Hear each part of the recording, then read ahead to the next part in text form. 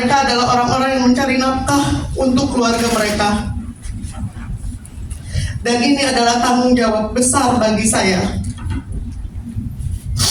Baik, untuk detail lebih lanjut, tim kuasa hukum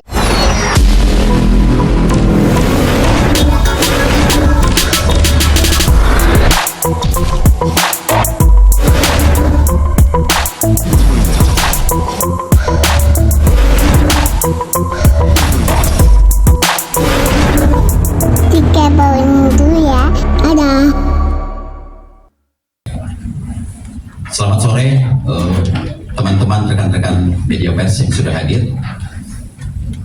Kami mengucapkan terima kasih atas waktu yang sudah diberikan untuk meliput respon kami sore hari ini. Yang pertama sekali, perkenalkan, kami penasihat hukum dari kantor Johannes Oberlin Lumantowi. Di samping saya yang baju pakai jas biru itu ada Bang Asido Huta Barat, Dr. Asido Huta Barat. Yang di sebelah kanan saya ada Dr. Febri. Yang di ujung ada Mbak Evi. Hari ini kami secara resmi berdasarkan surat kuasa khusus, kami diberikan tugas untuk melakukan respon hari ini, mendampingi Ibu Heni Purnamasari dan Bapak Iwa.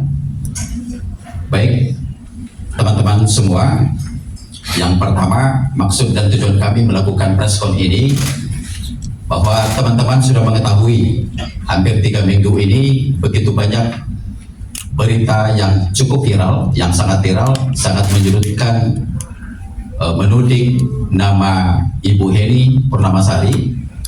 Bahkan ini sudah menyangkut kepada pribadi, kepada keluarga dan kepada perusahaan yang sedang dia pimpin. Maka izinkan kami menyampaikan salah satu tujuan kami untuk menyampaikan ini. Yang pertama, klarifikasi terkait adanya produk etiket biru. Yang kedua, klarifikasi tentang pencabutan izin apoteker atas nama Ibu Heni Purnamasari. Yang ketiga, klarifikasi tentang segel terhadap pabrik dan peredaran produk berbahan berbahaya dan tuduhan mafia skincare.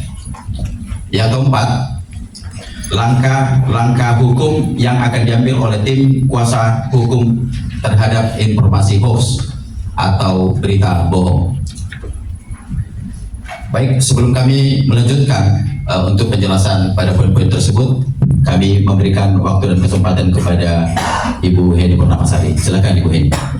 Bismillahirrahmanirrahim. Assalamualaikum warahmatullahi wabarakatuh. Waalaikumsalam warahmatullahi wabarakatuh. Rekan-rekan media yang saya hormati, saya bersama tim lawyer ini memberikan penjelasan mengenai beberapa poin penting terkait fitnah, tudingan, berita biadab yang saat ini berkembang dan ramai dibicarakan, yang tidak lain tujuannya ingin menjatuhkan bisnis saya. Dan ini merupakan persaingan usaha yang tidak sehat. Selama 3 minggu terakhir, saya berusaha menahan diri, tidak berkomentar terhadap berbagai fitnah, tudingan, berita biadab di media sosial. Alasan saya baru berbicara sekarang karena saya masih dalam proses pemulihan pasca melahirkan. Selain itu, di tengah situasi ini, saya harus menjaga kesehatan mental dan fisik saya agar tidak berpengaruh buruk terhadap anak-anak saya. Selama 3 minggu terakhir, saya melihat fitnahan, tudingan yang terus berkembang hingga memasuki ranah pribadi. Keluarga dan anak-anak saya turut dilibatkan. Bahkan keseluruhan entitas bisnis saya juga menjadi sorotan. Hal ini tentunya sangat merugikan tidak hanya pribadi, tapi juga perusahaan. Tidak hanya itu, saya merasa sangat miris ketika mendengar berita yang menyebutkan bahwa saya sudah meninggal dunia. Berita yang sama sekali tidak berdasar dan sangat mengada-ngada. Oleh karena itu, kehadiran saya di sini adalah untuk mengklarifikasi semua hal tersebut. Saya juga ingin menegaskan bahwa apa yang terjadi ini sudah mengarah kepada pembunuhan karakter. Dan saya menyimpulkan sesungguhnya semua ini adalah ingin menjatuhkan bisnis saya dan merupakan persaingan usaha yang tidak sehat, sangat tidak sehat, sangat kejam, sangat keji sekali fitnah semuanya. Selama 3 minggu ini saya berpikir, biarlah saya yang dicaci maki dan difitnah, tapi saya harus memikirkan nasib ribuan karyawan saya yang menggantungkan hidupnya pada perusahaan-perusahaan yang saya bangun. Mereka adalah orang-orang yang mencari nafkah untuk keluarga mereka. Dan ini adalah tanggung jawab besar bagi saya. Baik, untuk detail lebih lanjut, tim kuasa hukum saya akan menjelaskan secara rinci mengenai langkah-langkah hukum yang diambil dan fakta-fakta yang perlu diketahui untuk mencegah misinformasi. Sekian dari saya. Wassalamualaikum warahmatullahi wabarakatuh. Ibu Heni atas waktu dan kesempatan. Baik, teman-teman media, yang perlu kami sampaikan bahwa kenapa berita ini menjadi viral, bahwa dalam pemberitaan berita yang viral itu disebut ada mafia skincare. Nah, kata-kata mafia skincare ini pertama-tama dimunculkan pada podcastnya saudara Richard Lee dan saudara Dr. Oki. Jadi kami sudah periksa seluruh podcastnya, media-media yang sudah mereka keluarkan itu kami sudah teliti dengan baik, dengan baca bahwa mafia skincare itu mereka sebutkan dalam kalimat-kalimat mereka. Nah, saya sebelum penjelasan saya harus sampaikan dulu buat teman-teman media semua. Kata-kata mafia ini kan sungguh tudingan yang luar biasa kan, ini suatu kekejian yang luar biasa. Saya coba mengartikan apa arti kata mafia. Mafia itu artinya perkumpulan rahasia yang bergerak di bidang kejahatan. Nah, jadi tuduhan ini sudah sangat keji sekali. Jadi mafia itu bisa secara beberapa orang atau bisa juga bersekutu atau dengan berkelompok. Nah, klarifikasi yang perlu kami sampaikan pada poin pertama bahwa beredarnya racikan yang berlabel beretiket biru. Jadi teman-teman sekalian, saya sampaikan, Ibu Heni Purnamasari ini kan ada seorang apoteker. Jadi yang namanya seorang apoteker itu tentu punya izin Bapak Ibu. Dan kemudian Ibu Heni ini dengan karena apoteker dia punya kewenangan untuk namanya meracik, membuat suatu perbulan atau membuat suatu obat gitu ya. Tetapi tentu berdasarkan resep dari dokter atau resep dari pesanan dari apotek. Jadi tugasnya seorang apoteker ketika selesai diracik obat itu, formula itu misalnya, obat itu ya. Nah, habis itu dibuatkan, ditempelkan pada kemasan itu namanya etiket biru, itu yang berlogo biru itu. Arti karena itu memang obat adalah obat keras. Nah, jadi ini boleh dipergunakan, boleh sepanjang menggunakan resep dokter.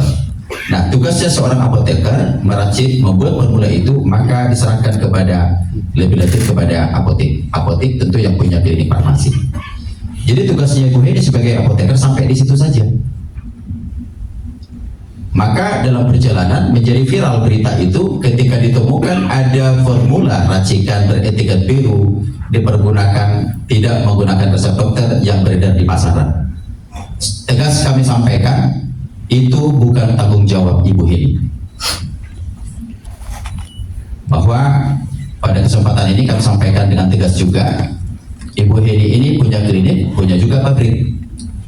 Nah, Ibu Heni, coba untuk perjanjian-perjanjian, Ibu Heni ini begitu banyak distributor dan resellernya. Ketika yang namanya yang beretiket biru itu hanya boleh dipergunakan kalau menggunakan resep dokter. Jadi, dan itu tidak bisa diperjualbelikan secara sembarangan. Jadi untuk seluruh kontrak perjanjian kesepakatan dengan seluruh distributor kita, seluruh reseller kita, itu kita mengikat ada perjanjian bahwa itu tidak diperjualbelikan dan itu tidak bisa dipergunakan tanpa tidak menggunakan resep dokter. Jadi cukup tegas ya.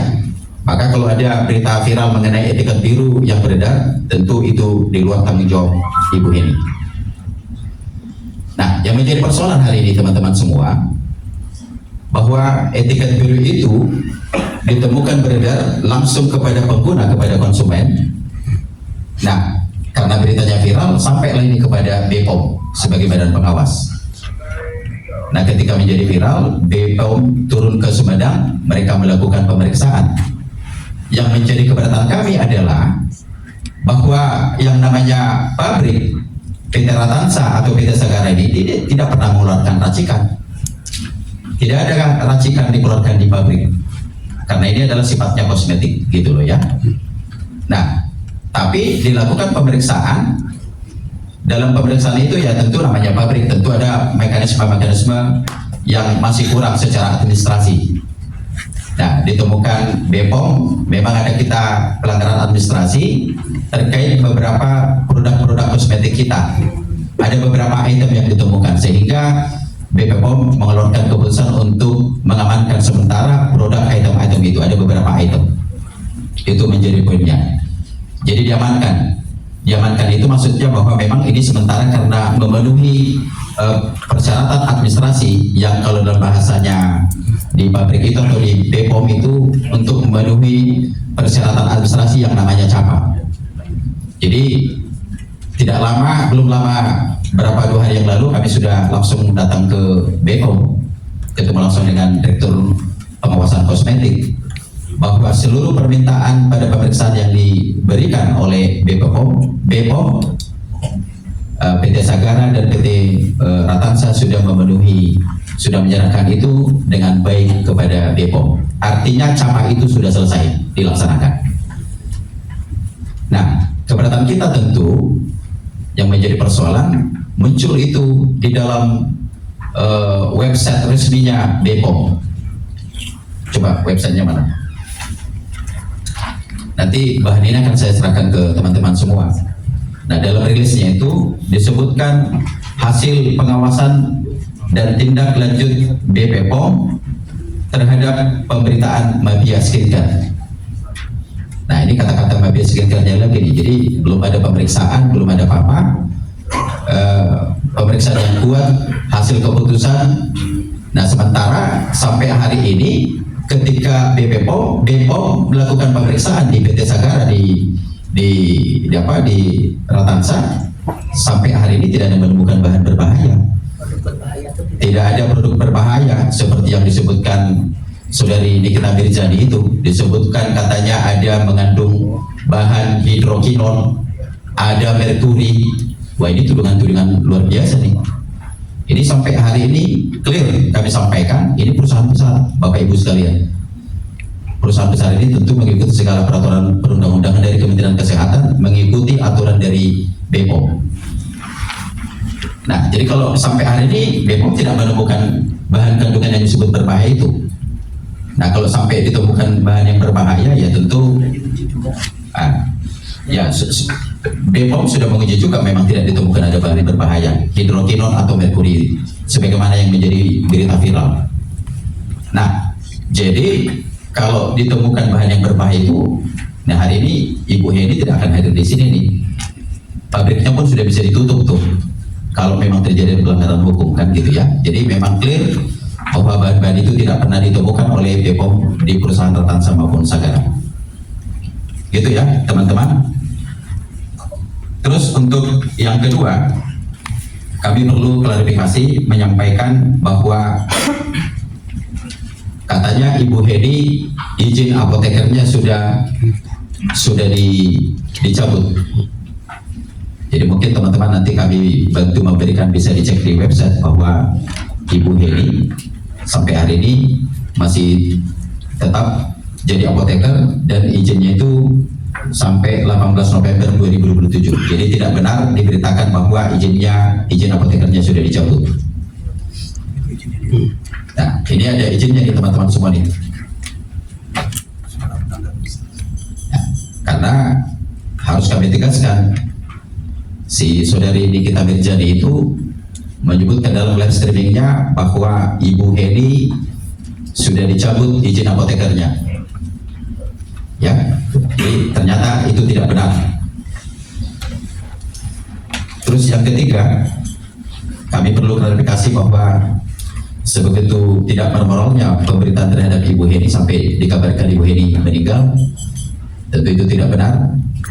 Teman-teman bisa melihat semua Ibu Heni dalam keadaan sehat hadir bersama kita di kesempatan ini. Yang keempat, klarifikasi terhadap pabrik PT Ratansa Purnama Abadi dan PT Sagara Purnama disegel karena menggunakan bahan berbahaya. Nah, jadi seperti yang saya jelaskan tadi, karena dalam beberapa item-item produk yang ditemukan lagi sedang dalam perbaikan secara administrasi, itu saja yang sedang diamankan oleh BPOM. Ya, kembali saya tegaskan. Terus katanya pabriknya ditutup, ya nggak ditutup, karena jujur saya sampaikan kepada teman-teman media bahwa PT Ratansa ataupun PT Sagara hari ini ada mengeluarkan ribuan produk, ribuan item. Jadi ada obat, ada makanan, ada minuman. Ya, jadi pabrik itu tidak ada disegel sampai hari ini masih beroperasi. Terus yang kelima, klarifikasi terhadap rilis BPOM pada website Instagram BPOM terkait hubungan dengan viralnya pemberitaan di media yang menyebutkan adanya fakta mafia skincare. Jadi itu tadi sudah kami jelaskan tadi ya. Jadi tidak ada mafia skincare. Yang menjadi keberatan kita pada waktu ketemu dengan Direktur Pengawasan Kosmetik di BPOM, kami menyampaikan beberapa keberatan sambil kami menyerahkan perbaikan-perbaikan syarat capaian. Jadi bahwa dalam podcast tersebut Dr. Richard Lee dan Dr. Oki secara terang-terangan menyebarkan berita bohong dan podcast tersebut sudah ditonton, dilihat 1,7 juta. Dan hal ini menyebabkan nama baik Ibu Heni secara pribadi dan perusahaan baik Ratansa dan Sagara tercoreng. Tuduhan menjual obat bebas beretiket biru, tuduhan manipulasi reseller, tuduhan overclaim, tuduhan mempunyai orang dalam di BPOM dan mengeluarkan uang untuk mengubah regulasi. Ini sungguh tidak bermoral ini semua kata-kata ini. Gitu ya. Saya teruskan lagi bahwa Dr. Richard Lee dan Dr. Oki bekerja sama dengan pabrik Ratansa dan pabrik Sagara berdasarkan perjanjian kerjasama. Jadi begini teman-teman. Jadi sampai sekarang ini mereka itu masih order bikin maklum di perusahaannya Ibu Heni. Dari tahun 2021. Dari tahun 2021 sampai sekarang. Jadi sampai sekarang. Jadi kalau mereka berdua, Dr. Richard Lee sama Dr. Oki bilang mafia skincare, ya mereka ikut dong mafia skincare. Sampai sekarang mereka masih pesan order bareng. Kan? Dan PO-nya Bang. Nih, kami tunjukkan PO-nya nih. Ini kami udah banyak nih. Jadi misalnya yang terakhir pembayarannya si PO. yang terakhir pembayarannya si Dr. Oki itu ada tagihan ke kita itu ada 22 miliar.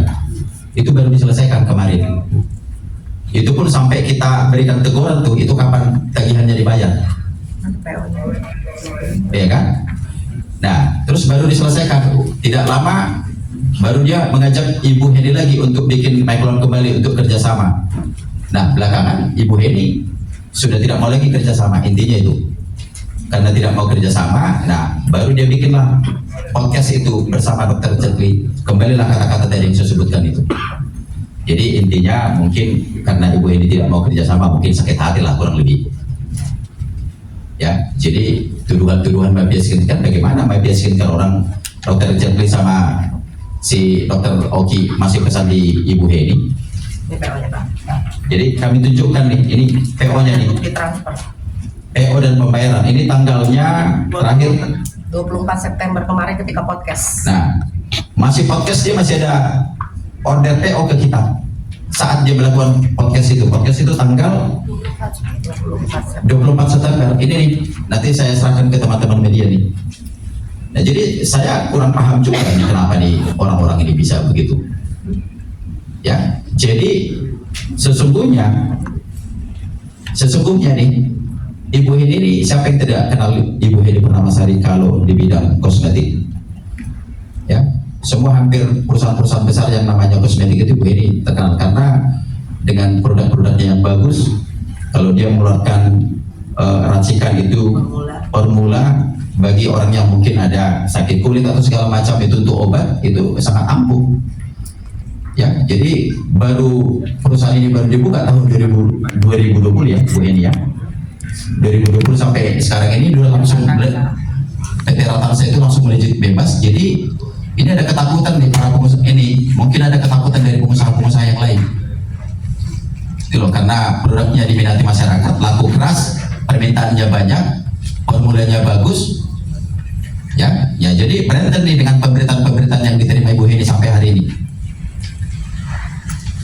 Baik ya, saya lanjut. Sudah kita kasih.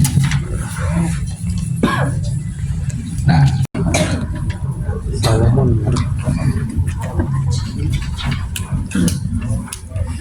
setelah dari Dr. Febri nanti baru kita buka tanya jawab ya. Baik, terima kasih.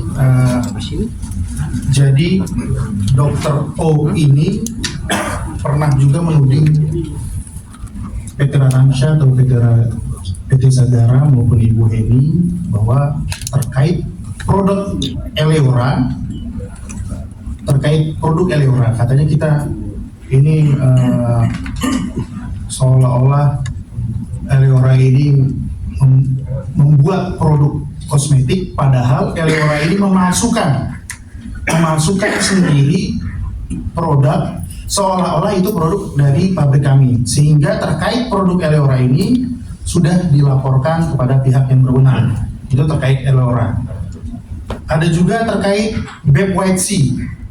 Beb White Sea ini juga pernah melakukan pencemaran nama baik kepada karyawan Sagara dan Ratansa, dan terhadap hal ini juga sudah dilaporkan kepada pihak berwenang.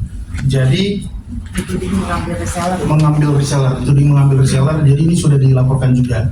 Jadi pada intinya perusahaan baik PT Ratansa dan PT Sagara dan Ibu Heni secara pribadi selalu menjaga nama baik perusahaan, selalu mengedepankan langkah proaktif, yaitu selalu menjaga kualitas produk kosmetik yang diproduksi dan selalu berkomitmen untuk menyediakan produk berkualitas dengan standar keamanan dan sesuai dengan regulasi BPOM. Selalu melakukan respon krisis.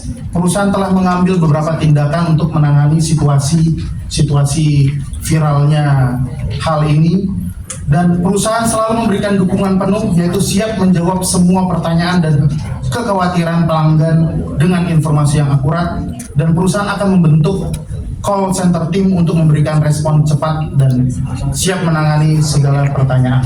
Dari seluruh persoalan ini gitu loh. Nah, di dalam satu kantong ini yang resmi dikeluarkan oleh pabrik, ini ada 5 item nih. Nah, dalam perjalanan ditemukan di pasar ini ada masuk satu bahan oplosan. Bukan oplosan, ada satu berbahan polosan.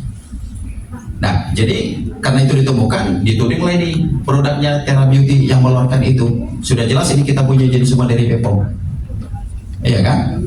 Nah, jadi sepanjang memang karena itu jelas tidak ada mereknya, ya tentu itu bukan miliknya dari pabrik. Itu yang perlu kami sampaikan ya. Baik, untuk sesi yang terakhir kami akan buka tanya jawab. Mungkin ada teman-teman media mau bertanya. Baik, silakan Mbak. Selamat sore, saya dari Sagara TV. mau bertanya ke Ibu Eni. Dari mana? Nusantara TV. Nusantara TV. Mau bertanya ke Ibu Eni terkait kan perubahan ini di wilayah tadi kemungkinan ada unsur sakit hati karena ditolak.